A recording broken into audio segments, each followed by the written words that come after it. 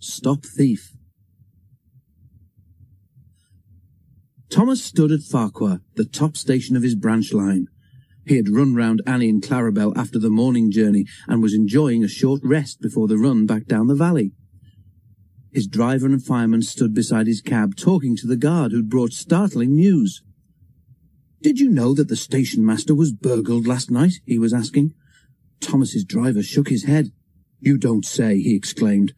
"I didn't know he had anything worth stealing." "He's won cups for gardening," exclaimed the fireman. "All taken, and then the scoundrels had the cheek to pinch his car to carry them away in." "Not that new one he's so proud of," said the driver. The guard nodded, and at that moment the signal rose to show that the line was clear. The driver and fireman climbed into Thomas's cab. The guard blew his whistle, waved his green flag, and got into Clarabel, and Thomas set off. By the time they were through the tunnel, the train was running nicely. Road and railway were beside each other here, with only a stream between them.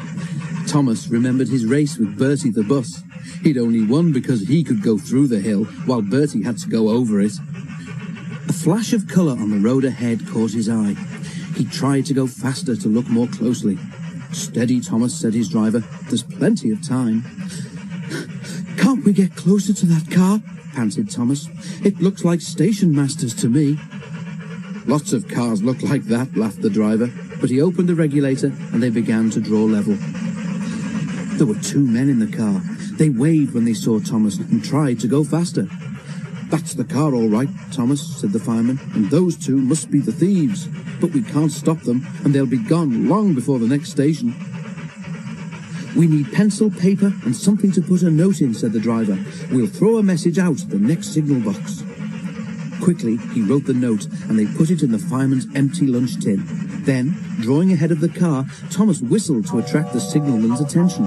They slowed so that the fireman could throw the box up to him, and as they went past, both driver and fireman shouted, "Police!" at the top of their voices. By now, the stolen car had gone well ahead, and Thomas did not see it again. But the signalman telephoned police headquarters at once, and the thieves were stopped at a roadblock about 10 miles further on. That afternoon, the fat controller travelled in Annie to Farquhar. When he got there, he and the station master climbed onto a porter's trolley. They told the passengers the whole story, and the station master thanked Thomas, his driver, and his fireman for their prompt action. The passengers cheered loudly, and they cheered even more when they heard that the station master's gardening cups had all been found undamaged in a sack in the boot of the car.